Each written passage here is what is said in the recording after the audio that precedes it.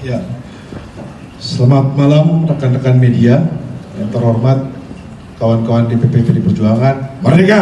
Merdeka! Kami akan menyampaikan sikap dari DPP PDI Perjuangan terkait dengan situasi saat ini. Rilis media DPP PDI Perjuangan 24 Desember 2024.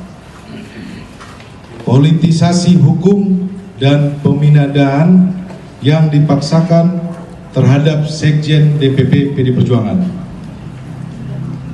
1. Status tersangka ini hanya membuktikan informasi yang beredar lama bahwa Sekjen DPP PDI Perjuangan akan segera dijadikan tersangka. Hal ini juga sudah pernah disampaikan Sekjen DPP PDI Perjuangan dalam podcast Akbar Faisal beberapa waktu yang lalu. Kedua, kalau kita cermati lagi, pemanggilan Sekjen DPP PDI Perjuangan ini dimulai ketika beliau bersuara kritis terkait kontroversi di Mahkamah Konstitusi tahun 2023 akhir. Kemudian sempat terhenti, lalu muncul lagi saat selesai pemilu, hilang lagi.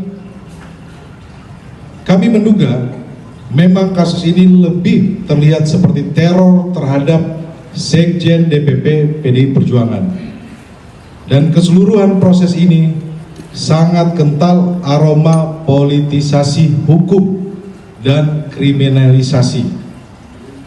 Beberapa indikasi yang dapat dilihat antara lain: pertama, adanya upaya pembentukan opini publik yang terus-menerus mengangkat isu Harun Masiku, baik melalui aksi-aksi demo di KPK maupun narasi sistematis di media sosial yang patut dicurigai dimobilisasi oleh pihak-pihak tertentu yang berkepentingan. Kedua, adanya upaya pembunuhan karakter terhadap Sekjen DPP PDI Perjuangan melalui framing dan narasi yang menyerang pribadi. Ketiga, pembocoran surat pemberitahuan dimulainya penyidikan atau SPDP yang bersifat rahasia kepada media massa publik sebelum surat tersebut diterima yang bersangkutan. Kami menduga ini adalah upaya cipta kondisi untuk mendapatkan simpati publik. Semua dapat dilihat dan dinilai oleh publik. Ketiga, kasus suap Harun Masiku telah bersifat ingkrah atau disebut berkekuatan hukum tetap, dan para terdakwa bahkan sudah menyelesaikan masa hukuman. Seluruh proses persidangan mulai dari pengadilan tipikor hingga kasasi tidak ada satupun bukti yang mengkaitkan Sekjen DPP PDI Perjuangan dengan kasus suap Wahyu Setiawan. Keempat, kami menduga adanya upaya pemidanaan yang dipaksakan, kriminalisasi, mengingat KPK tidak menyebutkan adanya bukti-bukti baru dari pemeriksaan lanjutan yang dilakukan sepanjang 2024. 5. Dugaan kami pengenaan pasal obstruction of justice hanya formalitas teknik hukum saja.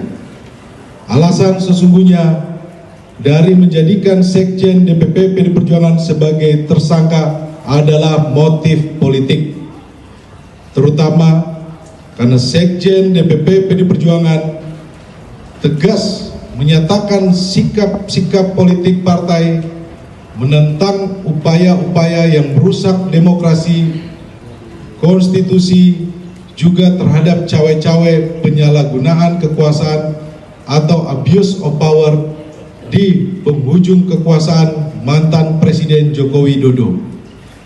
Bahkan sikap tegas ini baru terjadi minggu lalu ketika partai mengambil sikap yang tegas dengan memecat 3 kader yang dinilai telah merusak demokrasi dan konstitusi.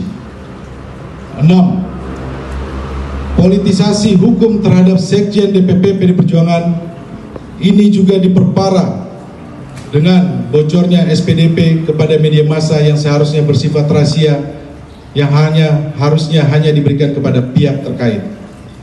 7. PD Perjuangan dan Sekjen DPP PD Perjuangan telah dan akan selalu mentaati proses hukum dan bersifat kooperatif.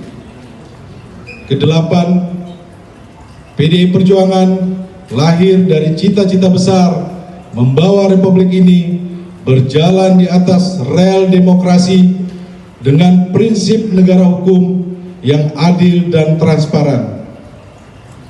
Yang terjadi saat ini adalah politisasi hukum.